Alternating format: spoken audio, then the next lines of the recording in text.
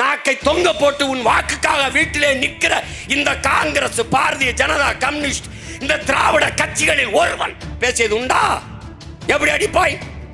நீ ஓட்டு போடுகிற போது உனக்கு பாதுகாப்புக்காக துணை ராணுவ படையை நிறுத்துகிற இந்த நாடு, உன் உரிமைக்காக நீ போராடுகிற போது அந்த மக்களை பாதுகாக்க ராணுவத்தை நிறுத்த வேண்டும், குறைந்தபட்சம் துணை ராணுவ படையாது நிறுத்த வேண்டும் என்று நிறுத்தியது உண்டா? இல்லை. ஆனால் உனக்கு தேசப்பற்று இருக்க வேண்டும். எப்படி இருக்கு? தவிச்ச வாய்க்கு தண்ணி வாங்கி தர முடியாத அரசின் மீது, நாட்டின் மீது, தேசத்தின் மீது உனக்கு எப்படி பற்று வரும்? எப்படி வரும்? எவ்வளவு பெரிய வேடிக்கை, எவ்வளவு பெரிய கொடுமை! இந்த கடலுக்குள் செத்து விழுகிற மீனவன் செத்து விழுகிறான், அல்லது மீனவன் கைது செய்யப்படுகிறான், படகு பறிக்கப்படுது வச்சுக்க. இந்த நாடும் ஏடும் அல்லது சட்டமன்றமோ நாடாளுமன்றமோ ஒரு இடத்திலேயாவது இந்திய மீனவன் சுடப்பட்டான், இந்திய மீனவன் சிறைபிடிக்கப்பட்டான், இந்திய மீனவனின் படகு பறிக்கப்பட்டது, அவன் வலைகள் கிழிக்கப்பட்டது, அவன் தாக்கப்பட்டான் என்ற செய்தி படிக்காது, பேசாது, பேசியதில்லை. எடுத்து பார்வேன்னா, தமிழ் மீனவன் தாக்கப்பட்டான், தமிழ் மீனவன் கைது செய்யப்பட்டான், தமிழ் மீனவர்களின் படகு பறிக்கப்பட்டது, இதுதான் பேசுவார்கள்.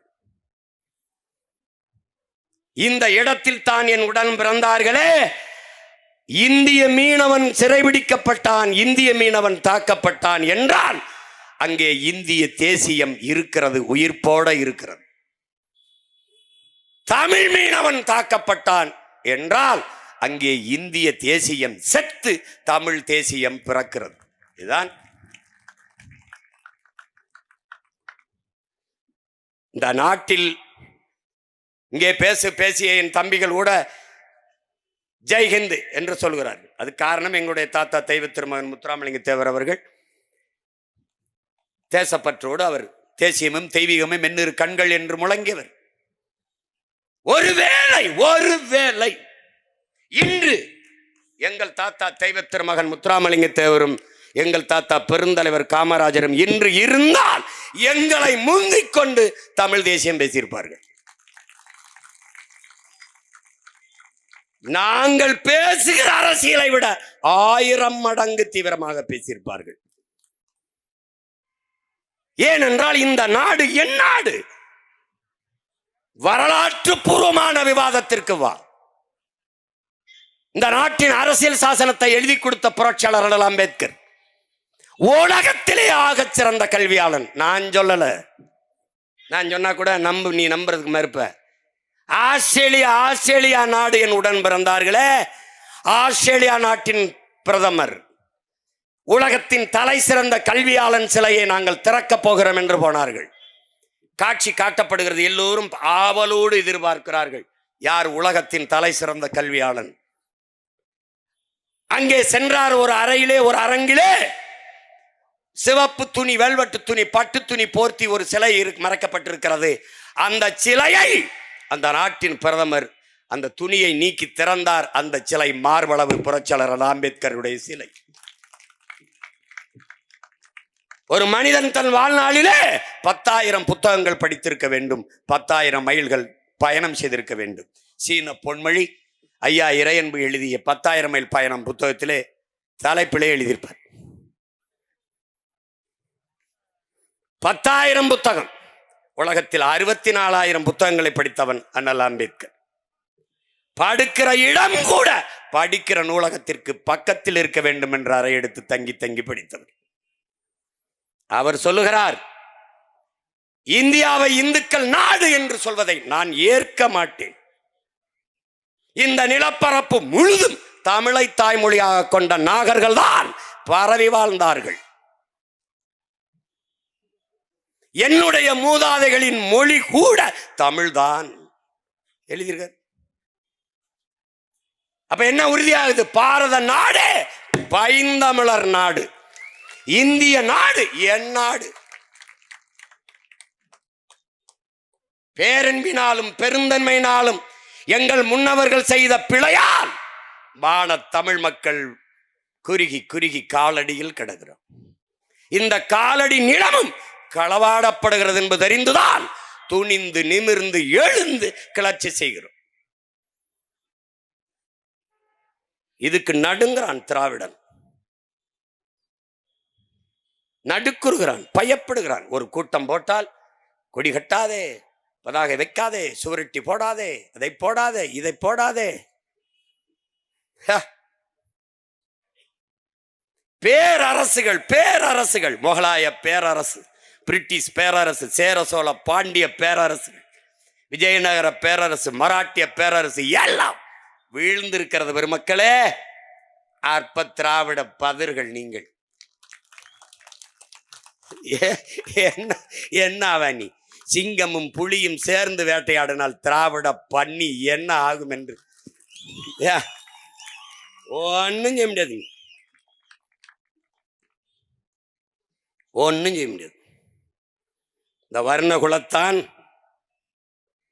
16ஆம் நூற்றாண்டு, இப்ப இல்ல 16ஆம் நூற்றாண்டு, 1616 1616 ஒரு பெரும் வீரன், நம்முடைய மூதாதை, நம்முடைய பாட்டன், இன்னைக்கு இருக்கிற தஞ்சை நாகப்பட்டினம் பகுதியிலே வாழ்ந்த ஒரு பெரும் மறவன், மிகப்பெரிய தளபதி, கடற்படை தளபதி. போர்ச்சுகீசியர் இங்கே ஆளுகிற போது தமிழர் நிலப்பரப்பையும் கடல் கடல் தளத்தையும் தன் கட்டுப்பாட்டுக்குள் கொண்டு வர வேண்டும் என்றவன் முயற்சிக்கிற போது ஒற்றை வீரனாக எதிர்த்து போரிட்டு அதை தகர்த்தவன்.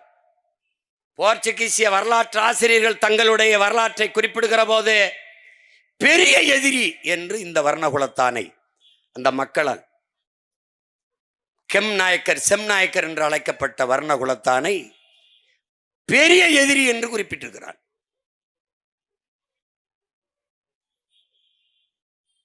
போர்க்குண காதலன், அதாவது போரையே காதலித்தவன் எழுதியிருக்கான், போர் காதலன் எழுதியிருக்கான்.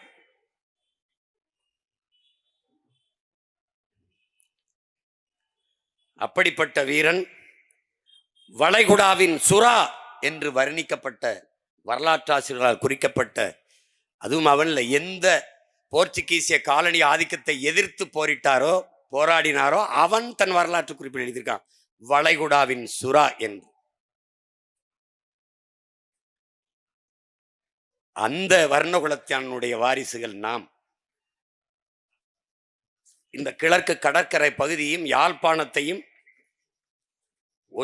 பெரும் தளபதியாக, வீரமக்க தளபதியாக நின்று காத்து நின்ற தளபதி என்பதால் அன்னைக்கு அந்த நம்முடைய ஈழத்தாயகத்தை நாண்ட, இலங்கை மண்ணை ஆண்ட நம்முடைய மூதாதை சங்கிலியான் யாழ்ப்பாணத்தை காக்கிற படை தளபதியாக அவரை நியமித்திருக்கிறார். கடலையே கட்டி காத்த காப்பாற்றிய அந்த வர்ணகுலத்தானுடைய வாரிசுகள் கடல்ல கால் வைக்க முடியல.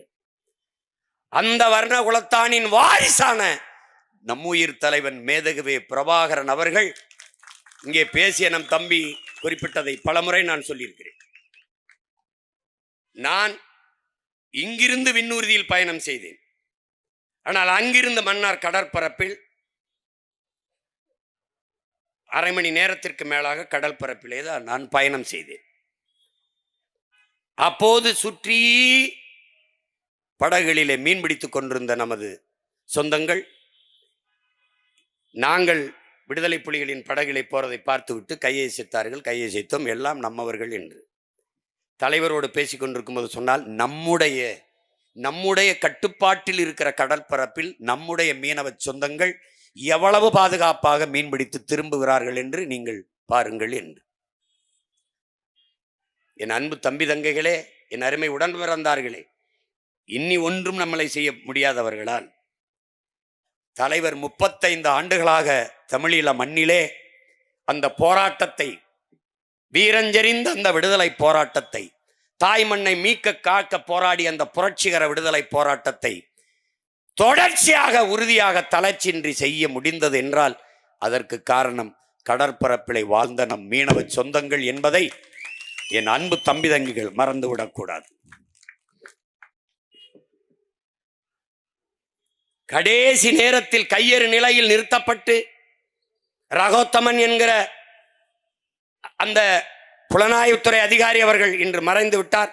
அவர் தொலைக்காட்சி வாதத்திலே எல்டிடிக்கு அவர் மொழி எல்டிடிக்கு போன அந்த ஆயுதம் எல்லா உதவிகளையும் கருணாநிதி அவர்கள் நிறுத்தி விட்டார்கள், லைஃப் லைனை துண்டித்து விட்டார்கள். இந்த வார்த்தையை பயன்படுத்தியிருந்தார். என்னிடத்திலே தலைவர் அம்மையார் ஜெயலலிதா அவர்கள் நம்மவர்களை பிடித்து பிடித்து சிறையில் போட்டாலும் கடற்கரையில் என்னை கண்டுகொள்ளவில்லை. 5 ஆண்டுகள் அவர் ஆட்சியில் எனக்கு வர வேண்டியதெல்லாம் தடையின்றி வந்து கொண்டிருந்தது. என்ன வந்தது? மருந்து, மாத்திரை, இரத்த பொட்டலங்கள், அரிசி, பருப்பு, எண்ணெய், பெட்ரோல், டீசல், மண்ணெண்ணெய், இது போன்றது. ஆனால் இவர் நம்மவர் தமிழ் தலைவர் என்கிறார்களே, இவர் வந்து விட்டால் என்றால் கடற்கரையை சுத்தமாக இறுக்கி மூடிவிட்டார். எந்த அத்தியாவசிய பொருளும் உள்நுழையவில்லை, கொண்டு வர முடியவில்லை. அதனால் நீங்கள் பேசி பாருங்கள், கடற்கரையில் ஏதாவது ஒரு ஓரத்தை தளர்த்தி விட சொல்லி என்றார். வந்தேன், அந்த செய்தியை சொல்வதற்கு பலமுறை முயன்றேன், அவர் தவிர்த்தார். தொடர்ச்சியாக இடைவெளி நம் இனம் மொத்தமும் செத்தது. ஒரு சகித்தார்கள். நம் இனத்தின் பிணத்தின் மீது நாற்காலியை போட்டு பதவி அனுபவித்தார்கள். 1.5 ஆண்டு காலம் தொடர்ச்சியாக சிறைக்குள் தனி சிறை. நானும் புத்தகங்களும் மட்டும்தான். இருளில் புத்தகங்களை இந்த குறைந்த வெளிச்சத்தில் படித்து கொண்டிருக்கும் போது ஒரு முடிவெடுத்தேன், உங்கள் மகன் இவர்களை ஒழித்தாலே ஒழிய நம் இனத்திற்கு விடுதலை இல்லை. இவன் ஒப்புக்கு அழுவான், உளமாற அழமாட்டான். இவன் நம்மை ஆள வேண்டும் என்று துடிப்பான், நம்ம வாழ வேண்டும் என்று நினைக்க மாட்டான். இவன் நம் மரணத்தை ரசிப்பான், ரத்தத்தை ருசிப்பான். நம் அக்கா தங்கை தாலி அறுத்து நாம் அழுதால் நம் ஓலமும் ஒப்பாரியும் அவனுக்கு இசை போல இனிக்கும். ஏன்? அவன் திராவிடன். நமக்கு வலிக்கும். ஏன்? நாம் தமிழர்கள். நிலம் வேறு, தொழில் வேறு, ஆனால் மொழியும் இனமும் ஒன்று, ரத்தமும் சதையும் ஒன்று. அதனையும் புரிஞ்சுக்கணும். அவன் தொழிலால் மீனவன், நான் தொழிலான் வேளாளன், நான் செய்கிற தொழிலால் குயவன், நான் தொழிலால் வண்ணான், நான் தொழிலால் மருத்துவன், நான் தொழிலால் தச்சன். ஆனால் மொழியால் இனத்தால் நாங்கள் தமிழர்கள். ஒத்ததறிவார் உயிர் வாழ்வார், மற்றெல்லாம் செத்தாரில் வைக்கப்படுங்கிறான் வள்ளுவ பெருமகனார் தந்தர்லிய மறைமொழியிலே. பல ஆயிரம் ஆண்டுகளுக்கு முன்பு நமது பாட்டனார் பாடி வைத்திருக்கால் என்னது? ஒத்தது அறிவார். என்ன அறிவான்? வண்ணான் இருக்கணும், குயவன் இருக்கணும், நாவிதன் இருக்கணும், நல்லா கொஞ்சிக்கணும், மீனவன் இருக்கணும், வேளாண்குடி இருக்கணும். எல்லோரும் இருந்தால்தான் சமூகம் வாழ முடியும். ஒருவன் தயவு உதவி இல்லாமல் வாழ முடியாது. இதை எப்படி சொல்றான்? இதை உணர்ந்தவன் ஒத்தது அறிவான் உயிர் வாழ்வான், மற்றெல்லாம் செத்தாரில் வைக்கப்படுவான். செத்து போன பிணம்டான்ட்டான். இப்ப ஏன் நாங்கெல்லாம் கூடியிருக்கோம்? அந்த குரலுக்கு பொருள் தெரியும். ஒத்தது அறிந்தோம், வாழ்க்கைக்காக கூடியிருக்கோம். அங்க பறையரினுடைய பஞ்சமி நல மீட்புக்கு போறான்னாங்க. பறையரெல்லாம் எங்கள் கூட நிற்பாருங்கிறது இல்ல. மீனவ மக்களின் உரிமைக்காக போராடுகிறார்கள். மீனவர்கள் எங்கள் கூட நிற்பார்கள் என்பதற்காக அல்ல. நாங்கள் மீனவர்களோட நிற்கிறோம், பறையர் பெருங்குடிகளோட நிற்கிறோம், மீனவ சொந்தங்களோட நிற்கிறோம் என்பதை காட்டுவதற்காக உங்கள் பிள்ளைகள் நாங்கள் நிற்கிறோம். ஓட்டுக்காக அல்ல, நாங்கள் பிறந்த நாட்டுக்காக நிற்கிறோம். அவ்வளவுதான். குறையை கேட்கிற இடத்தில் இல்லாமல் குறையை தீர்க்கிற இடத்தில் வைக்கமா வேணாமா என்பது முடிவெடுக்க வேண்டியது என் மக்கள். ஆனால் இப்போது நாங்கள் செய்கிற வேலை என்பது எங்கள் பிறவி பணி, கடமை. ஒரு நாடு மிகப்பெரிய துணைக்கண்டம், மிகப்பெரிய கடற்படை இராணுவத்தை நிறுத்தி இருக்கிறது. ஒரு அடிப்படை கேள்விகள் தானே. பாதுகாப்பு பணியை இந்திய கடற்படை இராணுவம் செய்கிறது. இந்திய கடலுக்குள் யாரிடமிருந்து யாரை பாதுகாக்க? இந்த கேள்வி எழுமா இயலாதா? உன் சொந்த நாட்டு மக்களை அதை நீ சொல்லிரு. நீ என் நாட்டு மக்கள் இல்லைன்னா நாங்க எங்க வேலையை பார்த்துக்கிறோம். எங்க அண்ணன் ஏர்போர்ட் மூர்த்தி சொல்ற மாதிரி எப்படி பாதுகாக்கணும்னு எங்களுக்கு தெரியும். விட்டுரு எங்களை. ஆனால் நீ வாக்கை கேட்கிறாய், அது இனிக்குது. என் வரியை கேட்கிறாய், அது இனிக்குது. ஆனால் என் வாழ்க்கை மட்டும் ஏன் உனக்கு கசக்குது? ஏன் கசக்குது? என் ஓட்டு இனிக்குது, என் உரிமை ஏன் கசக்குது? அப்ப எப்படி? இவ்வளவு பெரிய ராணுவம் ஒரு முறையாவது தன் நாட்டு குடிமக்களை சுடும்போது தடுத்து காத்து காப்பாற்றியது என்ற செய்தியை அறிவார்ந்த தமிழ் சமூக தம்பிதங்கைகள், என் சொந்தங்கள் படித்ததுண்டா? இல்லை.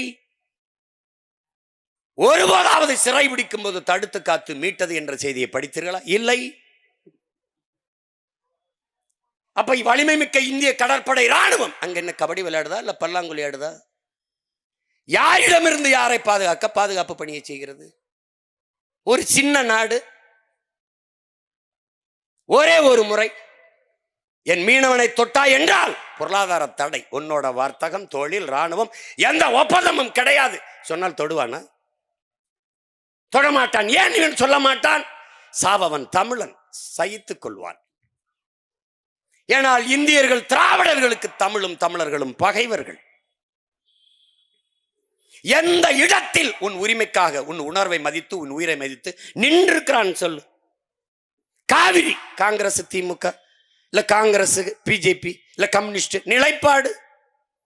முல்லை பெரியாற்று உரிமை காங்கிரஸ் கம்யூனிஸ்ட் பாரதிய ஜனதா இந்த கட்சிகளின் நிலைப்பாடு ஒன்னும் இல்லை.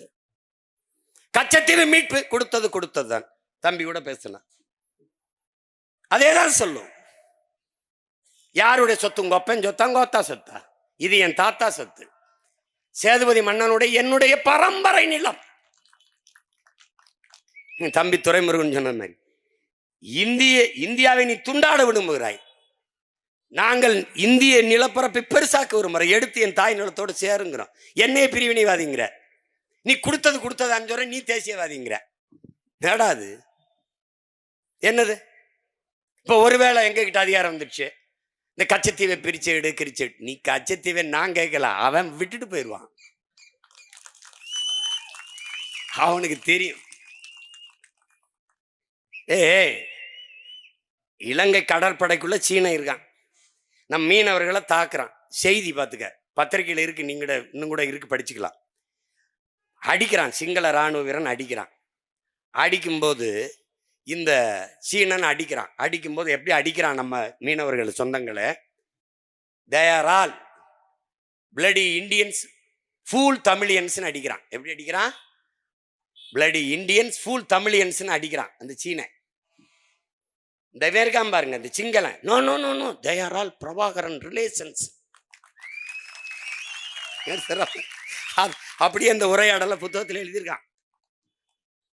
இதுல இருந்து நீ சொன்னாலும் சொல்லனாலும் அவனுடைய ரிலேஷன்ஸ் தான் நீ. உலகம் அப்படிதான் உன்னை பார்க்கும். இப்போ நம்ம பல தடவை கேட்டோம், இவன் செய்ய மாட்டான், நல்லா தெரிஞ்சுக்கணும். இவன் கேட்க மாட்டான், பேச மாட்டான். ஏன்னா இந்த பாரு, இங்க இருக்கிற பிரச்சனை தங்கச்சி அஞ்சம்மாள் சொன்ன மாதிரி, இது மீனவன் பிரச்சனை, அது மாணவன் பிரச்சனை, அது விவசாயி பிரச்சனை, இது போக்குவரத்து தொழிலாளர் பிரச்சனை. இங்க இதுதான்டா பிரச்சனை. இந்த மீனவனுக்கு அவனே போறான்னு, முத்தரையருக்கு ஒரு பிரச்சனையா, என் தம்பி செல்வகுமார் தான் போறான்னு, தேவேந்தருக்கு ஒரு பிரச்சனையா, அது இந்த தேவேந்தர் சமூகம் தான் போறான்னு, பறையருக்கு ஒன்னா பறையரே போறான்னு. எப்படா உன் உரிமையை மீட்ப? இதில் எந்த பிரச்சனையும் நம் சொந்த பிரச்சனை, நம் இனத்தின் பிரச்சனை என்று என்னைக்கு வருகிறியோ அன்றுதான் எழுச்சியான போராட்டமாக மாறும். அதிகாரம் கவனத்தில் எடுக்கும், தீர்வு வரும். கடல்ல மீன் பிடிக்கிறது மீனவன் பிரச்சனை இல்ல, நம் உரிமை பிரச்சனை. இப்ப கடற்கரையில சமாதி கட்டுறதுல நம்ம அதை தகர்க்கணும் சொல்றது மீனவர் வாழ் உரிமைக்காக இல்ல. கடற்கரை தமிழனுடைய கடற்கரை, என்னுடைய பொது சொத்து. அது எவனுக்கும் கல்லறை கிடையாது. அது உங்க ஒப்பனுக்கும் கிடையாது, உன் தாத்தனுக்கும் கிடையாது, எவனுக்கும் கிடையாது. கடற்கரை கடற்கரை தான். இந்திய நாட்டிலே இந்த நாட்டை ஆண்ட பிரதமர் எவனும் கடற்கரையில் படுத்திருக்கானா? இந்திய நாட்டில் எத்தனை மாநிலங்கள், அத்தனை மாநில முதலமைச்சர் கடற்கரையில் படுத்திருக்கானா? நீ என்னத்தை புடுங்கிட்டேன்னு எல்லாரும் ரெண்டு ரெண்டு ஏக்கர்ல படுத்திருக்க? இல்லை எங்க பாட்டனை போல விடுதலைக்கு செக்கு இழுத்தியா, இல்ல தூக்குல தொங்குனியா, இல்லை சிறை வெட்டியா, மிதி வெட்டியா? ஒன்றும் பண்ணல. அப்ப அது கடக்கும்போது நமக்கு ஒரு வெறி வரும்பாரு. எங்களையெல்லாம் தூக்கி சுடுகாட்டில் போட்டு நாட்டே சுடாதாக்கிட்டு நீ மல்லாந்து வந்து குழு குழுன்னு கடற்கரையில் படுத்துக்கிட்டு சேட்டை தானே இது. நாமெல்லாம் பேராசைப்பட்டு எல்லை தாண்டி போனோம். நீ என்ன பட்டு அங்கே படுத்திருக்கிற? என்னது? ஒருத்தன் கேட்க மாட்டான், ஒருத்தன் கேட்க மாட்டான். எல்லை தாண்டி மீனவன், கேரள மீனவன் வந்துறான். ஏன் அவனை நீ கைது பண்ண மாட்ட? ஏன் சுட மாட்ட? ஏன்னா அவனுக்கு பெத்தவன் அப்பன், எனக்கு மத்தவன் அப்பன். தொடா பாப்பம்ங்கிறான். இங்க பேசி என் தங்கை அனீஸ், என் தம்பி இமாயெல்லாம் பேசினாங்க. இத்தாலி கடற்படைங்க, கேரள மீனவன் 2 பேர் படகுல போற போது எச்சரிக்கிறாங்க. அவன் கடற்படை எச்சரிக்கிறான், கிட்ட வர்றான், வேற எது எதிரி படையோ உளவுப்படை தெரியல, சுட்டுறாங்க, சந்தேகத்துல சுட்டுறான். 2 மீனவன் செத்துறா. உடனடியா அந்த அரசு தண்டம் விதிக்குது. தண்டம் விதிச்சு 2 கோடி அவன்கிட்ட வாங்கி ஒவ்வொரு குடும்பத்துக்கும் ஒவ்வொரு கோடி கொடுத்துருது. ஆனால் 850 மீனவன் செத்துருக்கான். ஒத்த பொட்டு 1 ரூபா காசு நெத்தியில பொட்டு காசு தரல. எப்படி இருக்கு? மீனவன் பிடித்து வந்த மீனுக்கு இருக்கிற மதிப்பு மீனவன் உயிருக்கு இல்லை. இங்க அதான் பிரச்சனை. அது சிறை பிடித்துறாங்க அந்த இத்தாலி கடற்படை வீரர்களை. இந்திய நாடாளுமன்றத்தில் விவாதிக்கிறாங்க. நல்லா கொஞ்சிக்கணும். என்ன சொல்றாங்க? இந்த குற்றத்திற்கு, மீனவர்களை சுட்டுக் கொன்ற இத்தாலி கடற்படை வீரர்களுக்கு அதிகபட்ச தண்டனையாக மரண தண்டனை கொடுக்கலாம்ங்கிறாங்க. இருக்கு செய்தி, நானா சும்மா சொல்ல. எவ்வளவு தூரம் போறான் பாருங்க. ஏன்னா அங்க ஆள் இருக்கான், அவனுக்கு அப்ப இருக்கான், அவ்வளவு தூரம் வேலை நடக்குது. ஏன் அந்த அரசு, காங்கிரஸ் அரசு அவ்வளவு துடிக்குது? காங்கிரஸ் ஆளுகிற உயரத்தில் அங்க இருக்குது. அதை இழந்து விடக்கூடாது என்று அந்த மக்களின் உரிமைக்கு நிக்குது. இந்த கர்நாடகாவில் காவிரி நதிநீர் உரிமை நம்ம கேட்கும் போது வாய் திறக்காத இந்த கட்சிகள் ஆள்வது திருப்பி திருப்பி பாரதிய ஜனதா காங்கிரஸ் தான். ஏன் இங்க இருக்கிறது பேச மாட்டேது? பேசினால் அங்க காங்கிரஸ் பாரதிய ஜனதா, பாரதிய ஜனதா பேசினால் காங்கிரஸ் வெல்லும், இங்கே காங்கிரஸ் பேசினால் பாரதிய ஜனதா வெல்லும். அந்த மாநிலத்தை ஆளுகிற உரிமைக்காக ஒரு தமிழ் தேசிய மக்களின் உரிமையை இழக்கிறது இந்த கட்சிகள் பறிகொடுக்க தயாராக இருக்கிறது. ஆனால் மான உணர்வு, இன உணர்வு இல்லாத நாம் அதை மறந்து விட்டு திருப்பி திருப்பி அவனுக்கு வாக்கை செலுத்தி வலிமையை கொடுத்து கொண்டே இருக்கிறோம். என் உரிமைக்கு நிற்காத உனக்கு ஒரு வாக்கு இல்லை, ஒரு ஓட்டு கூட இல்லை என்ற நிலையை நாம் உருவாக்கினால் அவன் நடுங்குவான், பயப்படுவான். ஆனால் அது இல்லை, அவன் திமிராலைனான். அப்ப இஸ்ரேலில் தேர்தல் நடக்கிறது. இஸ்ரேலிய பிரதமர் பேசி இந்த ராணுவ வீரர்களை அங்கே வாக்கு செலுத்துவதற்காக அனுப்ப சொல்கிறார்கள். இவர்கள் சிறை விடுப்பு விட்டு அங்கே அனுப்புகிறார்கள். அப்ப மன்மோகன் சிங் பிரதமர். அங்கே போனவர்கள் திரும்பி வரவில்லை, அனுப்ப முடியாது என்கிறது. இந்த நாட்டின் பாராளுமன்ற அவையிலே பிரதமர் மன்மோகன் திருப்பி அனுப்பவில்லை என்றால் மிகப்பெரிய பின்விளைவை சந்திப்பீர்கள் என்று எச்சரிக்கிறார். எப்படி பாருங்க, 2 மீனவனை சுட்டதுக்கு எவ்வளவு வேலை நடக்குது. 850 மீனவனை சுட்டிருக்கான். என்ன நடந்திருக்குன்னு பாரு. எங்க அண்ணன் ஏர்போர்ட் மூர்த்தி பேசின மாதிரி, நீ காங்கிரஸ் மீனவர் சங்கம், பாரதிய ஜனதா மீனவர் சங்கம், அதிமுக மீனவர் சங்கம், திமுக மீனவர் சங்கம், அவன் வெட்டி போடுறான் 2 அங்கம். இப்படித்தான், வேற ஒன்றும் கிடையாது. வேற என்ன நடக்குது? என்ன நடக்குது? ஏன் தமிழின மக்கள், இத்தனை கோடி மக்கள் இருந்தும் இவர்களுக்கு அதிகாரம் வரவில்லை என்றால், சாதி மதங்களாக பிளந்து பிரிந்து நிற்பதால் ஓர்மை இல்லை. ஓர்மை இல்லாதால் அரசியல் வலிமை இல்லை. அரசியல் வலிமை இல்லாதால் அதிகார வலிமை இல்லை. இவ்வளவுதான். இதைத்தான் நம்முடைய ஐயா காப்பா அரவாணன் தன்னின பகை என்கிறார். தேவேந்திரரை நிறுத்தினால் தேவர் போட மாட்டார், நாடாரை நிறுத்தினால் கோனார் போட மாட்டார், பறையரை நிறுத்தினால் படையாச்சி வாக்கு போட மாட்டார். இப்ப எப்படி தமிழ் தேசிய மக்களுக்கு, தமிழின மக்களுக்கு அதிகாரம் வரும், அரசியல் வலிமை வரும்? ஆனால் கருணாநிதி பேரனுக்கும் பேத்திக்கும் ஓட்டு போட்டு விடுவார். ஏன்? இதுதான் இங்க இருக்கிற கொடுமை. ஒரு கவுண்டர் நாட்டாண்டால் அந்த சாதி ஆதிக்கம் பெறும் என்று மற்றவன் நினைக்கிறான். ஆனால் ஜெயலலிதாவோ கருணாநிதியோ எம்ஜிஆரோ அல்லது ஐயா ஸ்டாலினோ ஆண்டால் தேவரும் கை கட்டுகிறான், கவுண்டனும் கை கட்டுகிறான், நாடாரும் கை கட்டுறான், வன்னியனும் கை கட்டுறான், நாமும் கட்டி விடுவோம், போட்டுடுறான். அதனால மொத்த வீட்டுக்காரனே ஆண்டுட்டு போயிடுறான். இதை யதார்த்தத்தை புரிஞ்சுக்கணும்.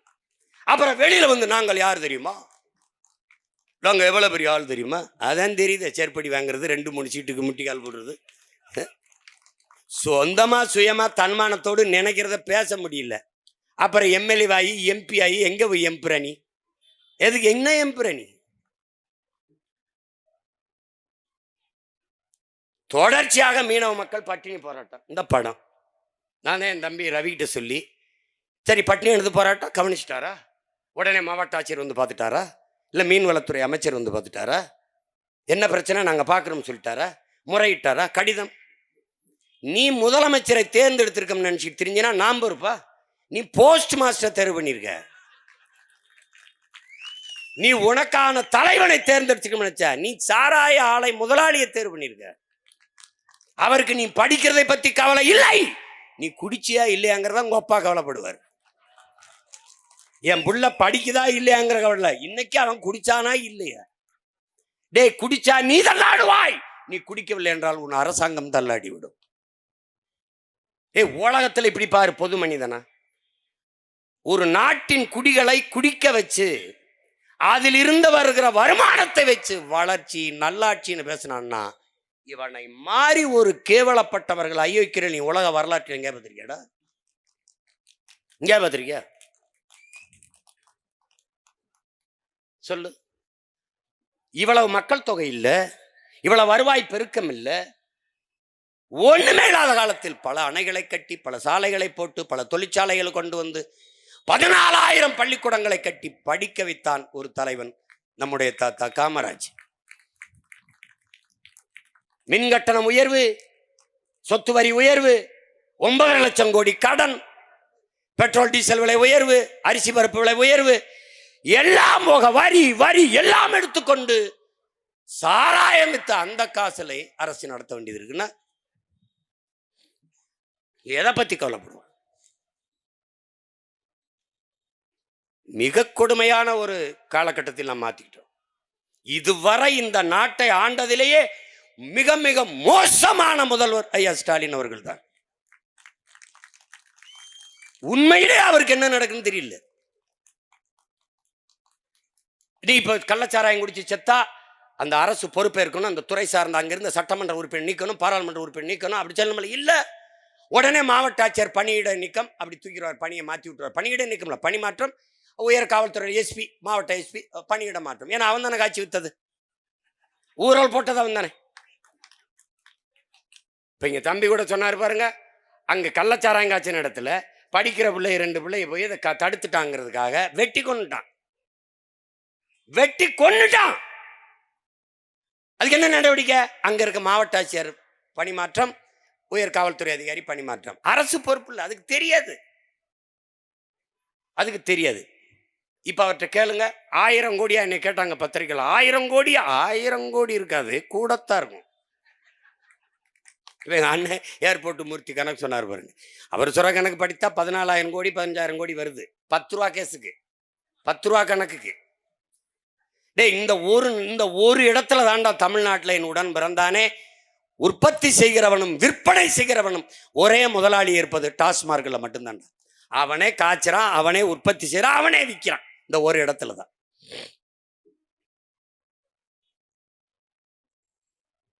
நம் மக்கள் வலிமை மிக்க வாக்கை வைத்திருக்கிற போது இந்த மக்களின் உரிமைக்காக வாழ்வுரிமை பாதுகாப்புக்காக நிற்கவில்லை என்றால் ஒரு வாக்கை கூட பெற முடியாது என்கிற நிலையை நாம் உருவாக்கவில்லை என்றால் அவன் நம்மளை மதிக்க மாட்டான், நமக்கு இந்த பிரச்சனைகளுக்கு தீர்வு காண மாட்டான். ஒரு இடத்திலேயாவது நமக்கு நின்றுருக்காங்களா பாரு. இந்த நாட்டை பார்த்து இலங்கைங்கிற தீவுக்கு ஏன் அச்சம் இல்லை? உன் சொந்த நாட்டு மக்களை சுட்டுக் கொள்பவனுக்கு நீ இராணுவ பயிற்சி கொடுப்பியா? உன் நாட்டு குடிகளினுடைய படகை பறித்து ஏலமிடுவனுக்கு போர்க்கப்பல் பரிசு கொடுப்பியா? எந்த நாடாவது கொடுக்குமா? அதை வேடிக்கை பார்த்து கொண்டு அரசு இருக்குமா? இந்த மாநிலம் இந்த மக்களுக்கென்று இருக்கிற அரசு இருக்குமா? சொல்லுங்க.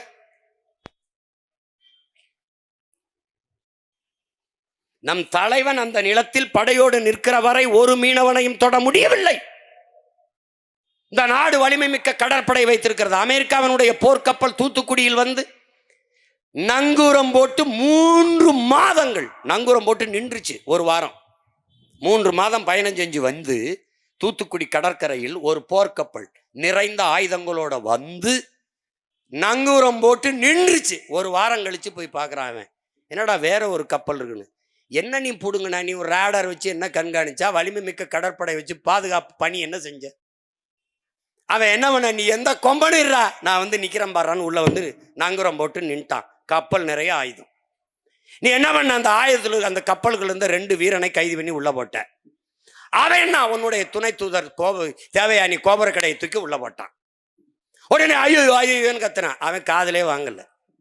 அவன் என்ன சொல்ல வரான், நீ எந்த கொம்பனா விடுறா, என்னை ஒண்ணும் பண்ண முடியாதுன்னு வந்து கட்டான். ஆனால் அதே அமெரிக்க போர்க்கப்பல் ஒற்றை மகன் அந்த நிலத்தில் நிற்கிறவரை கூட நுழைஞ்சானடா. மொத்த சீனா மொத்த இலங்கையும் ஆக்கிரமித்து நிற்கிறது. மறுப்பவர் எவர்? கச்சத்தீவிலே சீன கூடாரம், சிங்கள வீதிகளிலே வணிக நிறுவனங்களின் பெயர் பலகைகளில் சைனீஸ் எழுத்துக்கள். இங்கே வட இந்தியன் பணி செய்வது போல அங்கு முழுக்க சீனர்கள் வேலை செய்கிறார்கள். அம்மந்தோட்டா இதே கடற்படை தளத்திற்குத்தான். நெப்போலியன் சொல்லுகிறான், என் உடன் பிறந்தார்களே, பிரிட்டிஷ் கால்வாய் எனக்கு கிடைத்தால் 1 மாச காலத்தில் உலகத்தை வென்று முடிப்பேன். ஆனால் இலங்கையிலே திரிகோணமலையே அந்த கடற்பரப்பு எனக்கு கிடைத்தால் ஒரே வாரத்தில் உலகத்தை வென்று முடிப்பேங்கிறான். அப்பதான் யார எங்கடா இருக்கு திரிகோணமலைன்னு கவனிக்கிறான். அது யார்கிட்ட இருக்கு? நம்முடைய தலைமையிட்ட இருக்கு, நம்முடைய தாய் நிலத்தில் இருக்கு. இயற்கையில் அமைந்த எல்லா நாடுகளையும் இணைக்கக்கூடிய ஒரு கடற்படை தளம், ஒரு துறைமுகம். அந்த இடத்தை சீனா குருவிக்குது. இந்த பாரு, நான் சத்தியம் பேசுறேன், என் தலைவன் மேல ஆணைய. தலைவர் வந்து என்ன பேசுது, 36 லட்சம் கோடியை கொடுக்குறேங்குது, நாடை அடைஞ்சு குடிக்கிறேங்குது, நீங்களே அதிபரா இருந்த ஆளுங்குது. தலைவர் கேட்கிறாரு, இதுக்கு நான் என்ன பண்ணணும்னு. அதுல 25 ஏக்கரை அந்த திரிகோணமலை கடற்பரப்புல 30 ஆண்டுக்கு லீஸுக்கு ஒத்திக்கு கொடுங்குது. சரி, யோசிக்கலாம், போயிருது. திருப்பி அமெரிக்கா அதே தேவை, அதே ஆஃபர், அதே டிமாண்ட், அதே தேவையை வைக்குது. சீனா என்ன சொல்லுதோ அதே சொல்லுது, அதிபராக்கிறோம், உங்களுக்கு விடுதலை பெற்று கொடுத்துறோம், நீங்க ஆளுங்க, எங்களுக்கு அந்த கடற்பரப்பு மட்டும் கொடுங்க. சரி, தலைவர் அனுப்பிடுறாரு. திருப்பி முக்கியமான தளபதிகளை கூப்பிட்டு உட்காந்து பேசுறாரு. என்ன செய்யலாம்? சில தளபதிகள் சீன தயவுல நம்ம நாடு அடைஞ்சுக்கலாம், பக்கத்தில் இருக்க நாடுங்க. சில தளபதிகள் சீனா பக்கத்தில் இருக்க அடிக்கடி மூக்கண்ணிட்டும், அமெரிக்கா பெரிய நாடு, அது தயவுல அடைஞ்சுக்கலான்னு. இப்ப இங்க ஒரு தலைவன் இருக்கான், நம்ம உயிருக்கு உயிரான தலைவன் சொல்றாரு, இது 2ல எதை செஞ்சாலும் இந்தியாவுக்கு எதிராக வந்துரும்லங்கிறாரு. இந்தியாவுக்கு எதிராக வந்துவிடக் கூடாது என்று நினைத்த தலைவனுக்கு எதிராக இந்தியா நின்றதுதான் வரலாற்றில் பெருந்துரோகம். தலைவர் மறுத்தார், ராஜபக்சே ஏற்றான், இறங்கிட்டான். அவனுக்கு எல்லா உதவியும் செஞ்சு நம்மளை அழிச்சான். இன்னைக்கு இலங்கையை அவன் கைப்பற்றிட்டான். அதே கடற்படை தளத்தை, அதே திரிகோணமலையை 90 ஆண்டுக்கு 900 கோடிக்கு லீஸுக்கு எடுத்து அம்மந்தோட்டாவில் கடற்படை தளத்தை அமைத்து விட்டான். நீ ஒன்னும் செய்ய முடியாது. நீ என்ன செஞ்ச? பாகிஸ்தான் போர் தொடுப்பு, பாகிஸ்தான் நாடே இருக்காது. ஏன்னா வேறு பெரிய சண்டையர், சின்ன பையன். ஒரு வல்லாதிக்கத்தின் அழகு எளியோனோட மோதுவதில்லை. உலகத்திலே கொடுமையான வன்முறை, ஒருவனை அடித்தால் திருப்பி அவன் அடிக்க மாட்டானா, அவனை அடிப்பதுதான். அவன் அப்படி அடிப்பான். பாகிஸ்தான் அப்படின்பா, அமெரிக்கான்னா பேசி தீர்த்துக்கிடுவோம், சீனான்னா பேசிக்கிடுவோம். அருணாச்சல பிரதேசத்தை என்னுடைய மாநிலம் என்கிறான். தொட்டு பாரா, சொல்ல பாப்போம். அந்த மாநிலத்தின் நடுப்பகுதியில் நின்று நாட்டின் பிரதம அமைச்சரை பேச சொல்லிடுறா பாக்குறேன். சொல்லு பாப்போம், பேச சொல்லு. 41 கிராமங்களை எல்லாம் அவன் ஆக்கிரமிச்சா, அவன் பேரை வச்சுட்டான், சீனா பேர்களை. கொஞ்சம் கொஞ்சமா 100 கிலோமீட்டர் 200 கிலோமீட்டருக்குள்ள அவன் கொஞ்சம் கொஞ்சமா அந்த எல்லை வேலியில நகர்த்தி கொண்டே வரான். கேட்க யார் இருக்கா? இதேதான் நேரு அவர்கள் வட இந்தியாவில் ஒரு பகுதியை எடுத்து வட இந்திய நிலப்பரப்பில் சீனாவுக்கு தாரை வார்த்தார். அதேதான் இதை எடுத்து தாரை வார்த்து கொடுத்தார் அம்மையார் இந்திரா காந்தி. அன்னைக்கு பாராளுமன்றத்தில் என் தம்பியில் குறிப்பிட்டது போல ஒரே ஒரு மகன், நம்முடைய தாத்தா மூக்காயத்தவர் அவர்கள், வரலாற்றில் பெருந்துரோகத்தை நீங்க செய்கிறீர்கள். நான் நாடாளுமன்ற உறுப்பினராக இருக்கிற ராமநாதபுரத்திலே என்னுடைய மக்களுக்கு நீங்கள் துரோகம் செய்கிறீர்கள். மீனவ மக்களின் வாழ்வாதாரத்தை பறிகொடுக்கிறீர்கள். உங்கள் அப்பா செய்த வரலாற்று தவறை நீங்கள் செய்கிறீர்கள். அம்மையார் இந்திரா காந்தி அவர்களே, கச்சத்தீவை கொடுக்காதீர்கள் என்று முழக்கமிட்ட ஒரே மகன் நம்முடைய தாத்தா தேவர் தந்த தேவர் மூக்கையத்தவர் அவர்கள் தான். பேசினா இந்த பார், நான் சொன்னா நீ நம்ப மாட்ட. இங்க பார், இந்த கச்சத்தீவு இலங்கைக்கு கொடுப்பது சம்பந்தமான விவாதம் வருது. எப்ப இருந்து? இலங்கை விடுதலை பெற்றதுல இருந்து அதை கேட்டுக்கிட்டு இருக்கான் அவன், கடற்படை தளம் அமைக்கிறதுக்கு. அப்ப 1961 10/5/1961 பிரதமர் நேரு சொல்றாரு, பாரு, இந்த சின்ன தீவின் பேரில் எனக்கு எந்த அக்கறையும் இல்லை. யாருக்கு? அவங்க அப்பஞ்சத்து இல்ல. ஏய், நான் சில சமயம் நானா பேசும்போது நம்ப மாட்டேன் தான் அதை எடுத்து படிக்கிறேன். ஏன்னா நான் பார்த்து படிக்கிற பழக்கம் இல்லை, இதை நீ பார்த்துக்கிறனுங்கிறதுக்காக படிக்கிறேன்.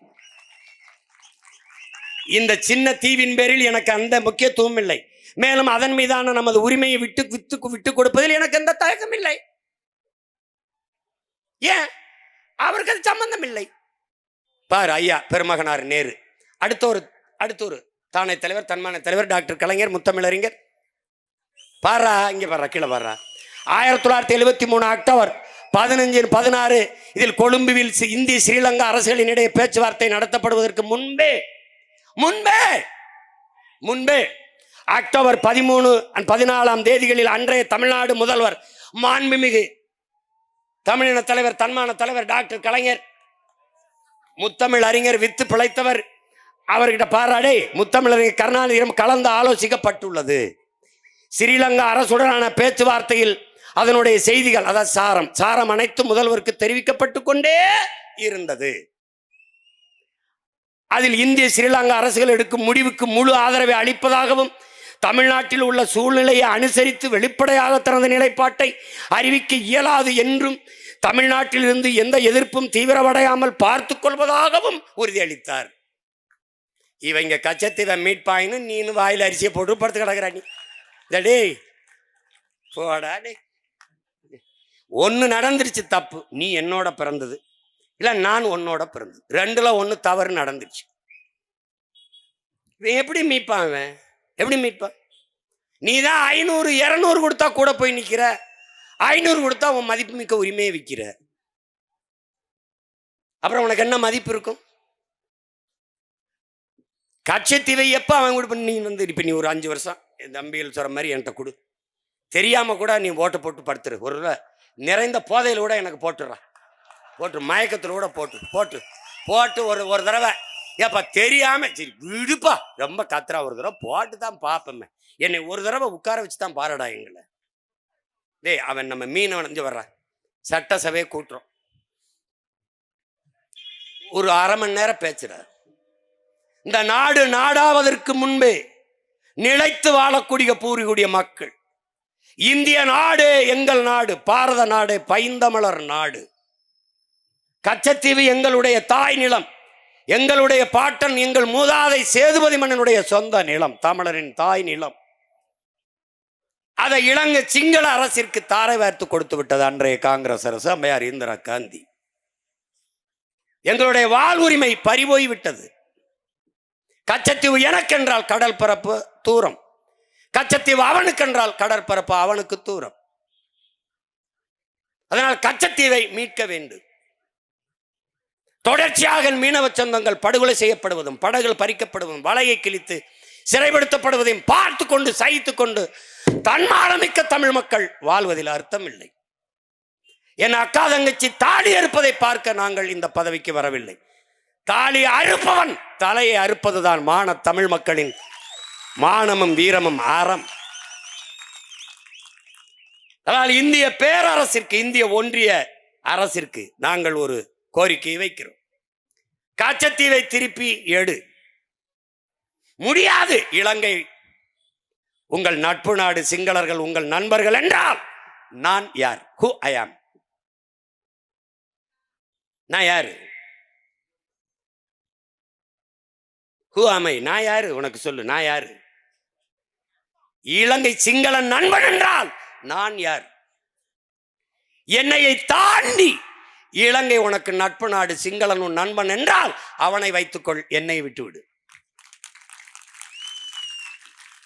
இந்த நாடு விடுதலை வருவதற்கு அடிமைப்பட்டு கிடக்கும் போது வீர போர் புரிந்து வாழும் வேலுமேந்தி தூக்கிலே தொங்கி செக்கிழுத்து சிறைப்பட்டு ரத்தம் செய்தி போராடி மாண்ட மறவர்களின் மக்கள் நாங்கள்.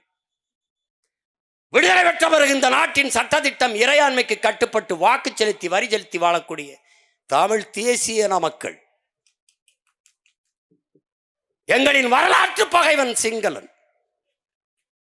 அவன் வேண்டுமானால் நீ அவனை வைத்துக்கொள், நான் வேண்டுமானால் என்னை வைத்துக்கொள், அவனை விட்டுவிடு.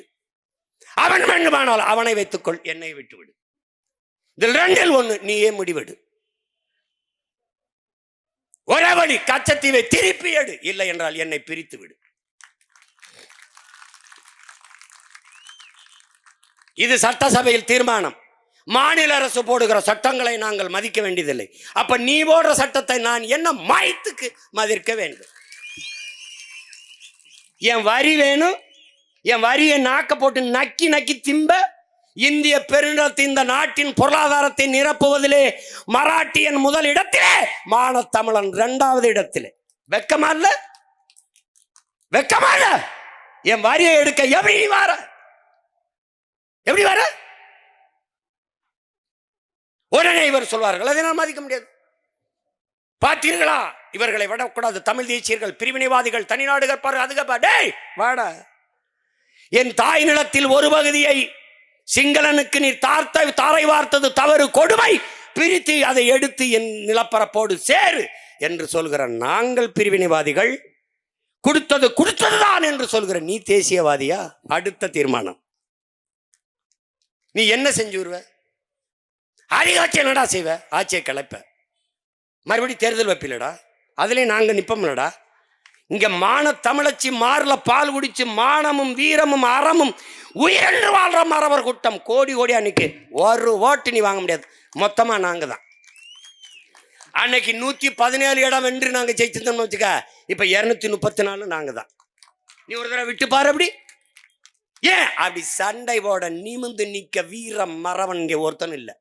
எல்லாம் நாங்கள் வரி கொடுக்க முடியாது என்று சொல்ல எவ்வளவு நேரமாகும்? அந்த நேரம் எப்பயா? அந்த நேரம் எப்ப? இப்படி ஒரு கொடுமை. நீ வசமா சிக்கிக்கிட்ட தம்பி, சிக்கிக்கிட்ட. நீ இன்னும் பாருங்க, அடுத்த தடவையும் அவங்க தானா? டேய், என்ன பாடுபட்டாலும் இவங்களை ஒழிச்சு போடணும்டா. என்ன பாடுபட்டாலும் ஒழிச்சு போடணும். ஒரே வழிதாண்டா இருக்குது, நம்ம வெல்றதான். கேரளா மீனவனை அவன் தொட பயப்படுற மாதிரி நம்ம மீனவர்களை அவன் தொட பயப்படணும். என்ன பண்ணுவேன் சீமான்? நெய்தல் படை கட்டோன்னா இவர் என் தம்பியோட சொன்ன அதிபரா, இவர் எப்படி பண்ணுவார் அப்படின்னு. என்ன ஸ்டாலின் போலீஸுக்கு ஆள் எடுக்கிறாரு அப்படி, அதிபரா அவர் எப்படி எடுக்கிறாரு? எப்படி எடுக்கிறாரு?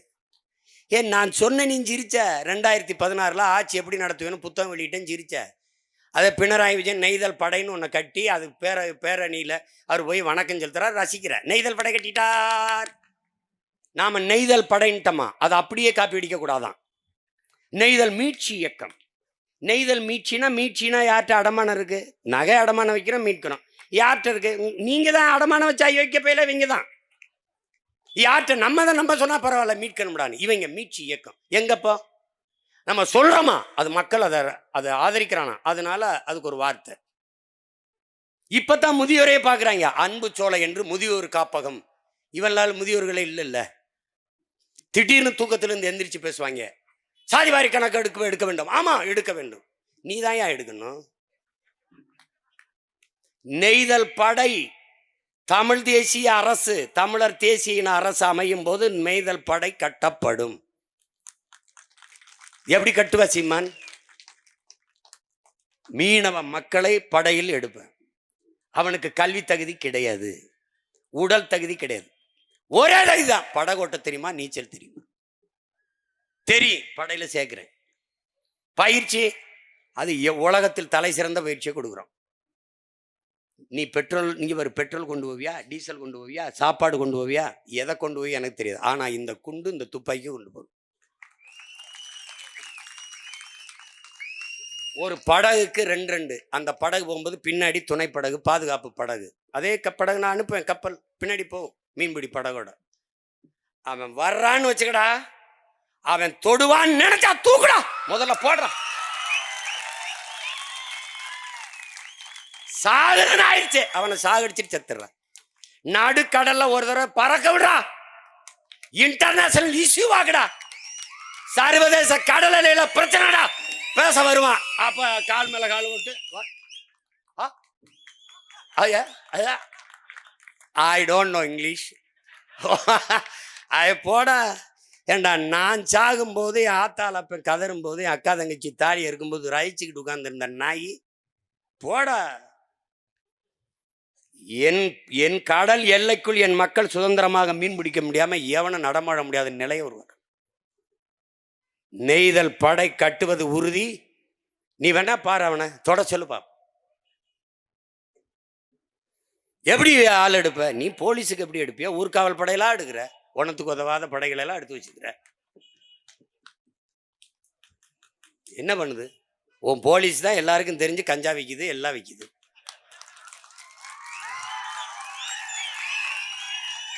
நீ சட்டம் ஒழுங்கு பெரிய காவலருங்கிற. நாளைக்கு எத்தனை பேர் சாவான்னு தெரியல. எவன் வெட்டுப்பட்டுச்சாவன், இவன் குத்துப்பட்டுச்சாவன், உயிரோடவே சீருடையோட போலீஸ் எரிச்சு போட்டு போறேன், ஒன்றும் கேட்கல. போலீஸ் ஒரு காவலரை எரிச்சு உயிரோட கொளுத்தி விட்டு போயிட்டான். இப்போ நாம நாட்டை பாதுகாக்கிறோம் இல்லையோ, முதல்ல போலீஸை பாதுகாக்கணும்.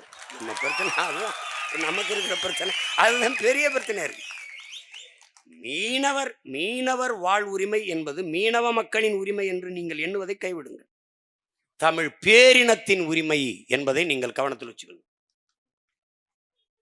இந்த அரசுகள் செய்யாது.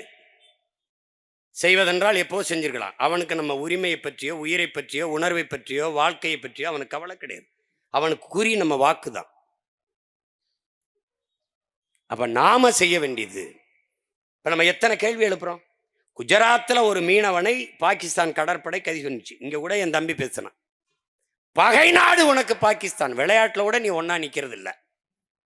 ஆனால் அந்த நாட்டு ராணுவம் உன் நாட்டு மீனவனை சுட்டுக் கொண்டது ஒன்றா இல்லை, கைது செஞ்சிருக்கு. ஒரே ஒரு முறை குஜராத் மீனவனை சுற்றுச்சு, தெரிய ஒரு தவறுதலா துட்டுச்சு. உடனே என்ன பண்றான், படையை பூரா கொண்டு நிறுத்தி எந்த நேரமும் போர் தொடுக்கலாம்ங்கிற பதட்டத்தை உருவாக்குற. ஒரு மீனவனுக்கு நான் 850 மீனவனுக்கு நீ எடுத்த நடவடிக்கை என்ன? ஒரு மீனவன் சாவுக்கு இந்த நாட்டின் வெளியுறவுத்துறை அமைச்சர், பாதுகாப்புத்துறை அமைச்சர், பிரதம அமைச்சர் ஒரு கண்டனமாவது, ஒரு வருத்தமாவது தெரிவிக்க வேண்டாமா? இல்லை. குஜராத் மீனவனை கைது செய்து கொண்டு போகிற போது விரட்டி போய் இந்திய கடற்படை ராணுவம் தடுத்து மீட்டு கொண்டு வருகிறது, அதை வரவேற்கிறோம். அதை போல எங்க மீனவர்களை சிறைபிடிக்கும் போது ஏன் தடுத்து மீட்டு கொண்டு வரவில்லை? ஏன்? என் மீனவனை மொட்டையடிப்பது எனக்கான அவமானம் இல்லை, இந்த நாட்டை ஆளுகிற தலைவர்களுக்கான அவமானம், இந்திய பெருநாட்டிற்கான அவமானம். ஒரு சின்ன தீவு, ஒரு 4 மாவட்ட அளவு வைத்திருக்கிற ஒரு நாட்டுக்காரன் இவ்வளவு பெரிய நாட்டின் குடிமகனை மொட்டையடித்து இழிவுபடுத்துறான் என்றால் அது எனக்கான மொட்டை இல்லை, நாட்டை ஆளுகிற பிரதம அமைச்சர், ராணுவ அமைச்சர், உள்துறை அமைச்சர், இந்த நாட்டின் முதலமைச்சர், இவர்களுக்கான அவமானம் தானே ஒழிய எங்களுக்கு ஒன்றும் இல்லை. இந்த நாட்டின் மக்களின் நிர்வாணம் என்பது தேசத்தின் நிர்வாணம், நாட்டிற்கான அவமானம் ஒழிய எங்களுக்கு இல்லை. இவர்கள் அதை பற்றி கவலை கொள்ள மாட்டார்கள். அது அவர்களுக்கு அதை பற்றி அக்கறையும் இல்லை, இதை பற்றி தேவையும் இல்லை. தேர்தல் வரும்போது மீனவ மக்கள் அவர்கள் எங்க, என் தம்பி என் தங்கச்சி ஜெனிஃபர் சொன்ன மாதிரி ஒரு மீனவ பிரதிநிதி 40 பேர்ல ஒரு மீனவ பிரதிநிதி சொல்லு எங்கே? இதை மாற்றுவதற்கு, இந்த கொடிய காயத்தை ஆற்றுவதற்கு நமக்கு இருக்கிற ஒரே வாய்ப்பு தமிழ் பேரின மக்களின் ஓர்மை. சாதிய மத உணர்ச்சியை பின்னுக்கு தள்ளி நாங்கள் தமிழர்கள் என்கிற இன உணர்ச்சியை முன்னுக்கு நிறுத்தும் போதுதான் தமிழ் தேசிய இன உணர்வு பிறக்கும்.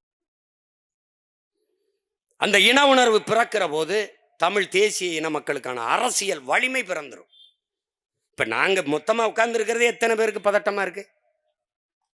இப்ப இதிலே எல்லாரும் பேசும்போது நேரம் பத்தல. இன்னும் 40-50 பேர் வெளியில் இருக்காங்க. அவங்கள ஒரு நாள் வச்சு விடிய விடிய மாநாடு போடுவோம்டா. ஒரு நாள் காலையில 10 மணிக்கு ஆரம்பிச்சு ராத்திரி 10 மணி வரைக்கும் பேசுவோம். தனித்தனி மாந்தர்கள், தனித்தனி தமிழர்கள் ஒரே நோக்கத்துக்காக பேசுகிறார்கள். பல்வேறு நிலப்பரப்புகளில் பிரிந்து பிளந்து வாழ்ந்தாலும் ஒரு தாய் பிள்ளைகளாக இணைந்து இன உணர்வுக்காக, இன மக்களின் நலனுக்காக நிற்கிறார்கள் என்பதை காட்டணும். இந்த ஓர்மை தொலை தூரத்தில் இருக்கிற தமிழ் தேசிய இன பிள்ளைகளுக்கு ஒரு பெரிய உற்சாகத்தையும் நம்பிக்கையும் கொடுக்கும்.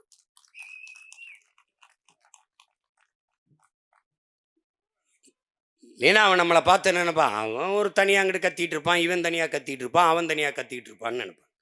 அப்படி கிடையாது. ஒரு உயர்ந்த நோக்கத்திற்காக ஒன்றிணைந்த நாங்கள் நிற்போம் என்பதை காட்டுவதற்காக இந்த தொடர்ச்சியாக இந்த தமிழின மக்கள் நாங்கள் ஒருங்கிணைந்து இந்த மக்களின் பிரச்சனைகளை முன்னிறுத்தி நாங்கள் போராடி வருகிறோம். இந்திய நாட்டை ஆளுகிற ஆட்சியாளர்கள், குறிப்பாக தமிழ்நாட்டு ஆட்சியாளர்கள், திராவிட மாடல் ஆட்சியாளர்கள் ஒன்னத்துக்கு உதவாததுக்கு எல்லாரையும் கூட்டி கூட்டி பேசிட்டு இருக்கிறத விட்டுவிட்டு உயிர் பிரச்சனையாக இருக்கிற நீட்டு பிரச்சனையை நீக்குவதற்கு, இந்த மீனவ மக்களினுடைய வாழ்வுரிமையை மீட்பதற்கு, காப்பதற்கு, இது போன்ற பிரச்சனைகளுக்கு நீங்க எல்லா கட்சியும் கூட்டி பேசுங்கள், எல்லா மாநில முதல்வரையும் சந்திச்சு பேசுங்கள். மீனவர் வாழ்வுரிமையை, மீனவர் மீன்பிடிக்கிற உரிமையை அதை பாதுகாத்து கொடுங்கள். இந்த கடல் பரப்பில் மீன் பிடிக்கிற உரிமை இந்த நாட்டின் குடிமக்கள் எங்களுக்கு இருக்கா இல்லையா? முதலில் நாங்கள் இந்த நாட்டின் குடிமக்களா இல்லையா?